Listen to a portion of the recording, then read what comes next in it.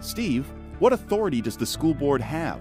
Well, in theory, the school board has a lot of authority because the school board has the authority to make curriculum decisions and define budget.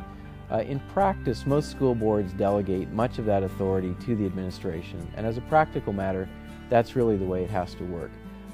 What can make this successful, or what is really needed to make this successful, is defining very clear goals for the district, very clear performance objectives for the administration, both so that we can communicate clear direction to the administration and so that we can evaluate the administration's performance against those objectives. In Bellevue, we can do a better job of defining clear objectives which will provide the twin benefits of guiding the administration better and also giving us a better basis for evaluating performance.